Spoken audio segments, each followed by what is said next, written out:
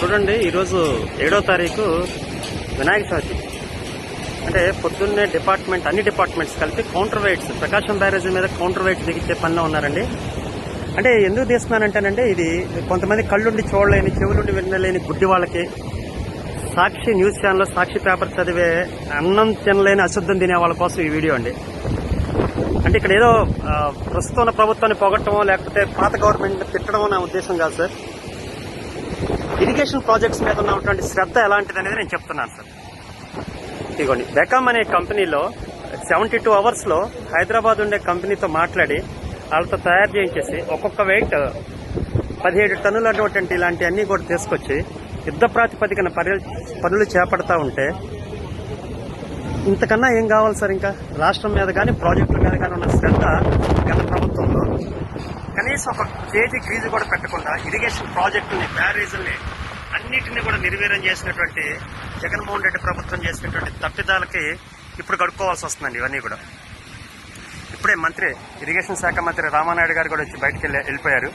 అంటే రే అనక పగలనక, పండగనక పబ్బమనక చేస్తున్నా కూడా ఇంకా విమర్శించే వాళ్ళ కోసం, ఏది పడితే అది విమర్శించి ఎట్లా పడితే అట్లా మాట్లాడే వాళ్ళ కోసం ఇది జస్ట్ నేను షూట్ చేస్తున్నానండి. ఆల్మోస్ట్ 72 గంటల్లోనే హైదరాబాద్లో కంపెనీలో తయారు చేయించి ఇక్కడ తీసుకొచ్చి దిగించే పనులు చేస్తున్నారంటే చూడండి, సిస్టమ్ ఎంత పర్ఫెక్ట్గా పనిచేస్తుందో చూడండి. మొత్తం బ్లాక్ చేసి, ప్రకాశం బ్యారేజ్ని అంతా బ్లాక్ చేసి డే అండ్ నైట్ వర్క్స్ జరుగుతున్నాయండి. డే అండ్ నైట్ వర్క్స్ ఇప్పుడు మీరు చూస్తుంది ఒక్కొక్కటి 17 టన్నులు అండి.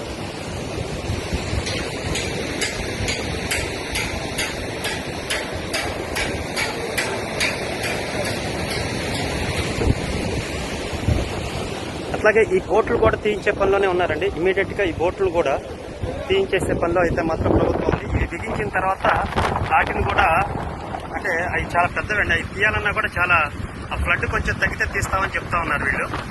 చూడండి,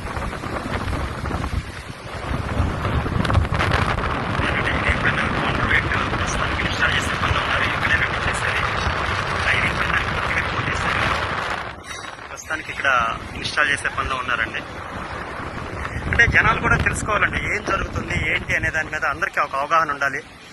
ఎవడో పడితే ఏదో వచ్చేసి ప్రెస్ ముందు మాట్లాడేసి మళ్ళీ వెళ్ళి జైలు చుట్టూ, కోర్టుల చుట్టూ మళ్ళీ బెయిల్ కోసం, పాస్పోర్ట్ల కోసం తిరిగే చెప్తారా డాష్ గాళ్ళందరూ మాట్లాడే మాటలకి, ప్రస్తుతం జరుగుతున్న పనికి తేడా తెలుసుకోమని చెప్తున్నానండి.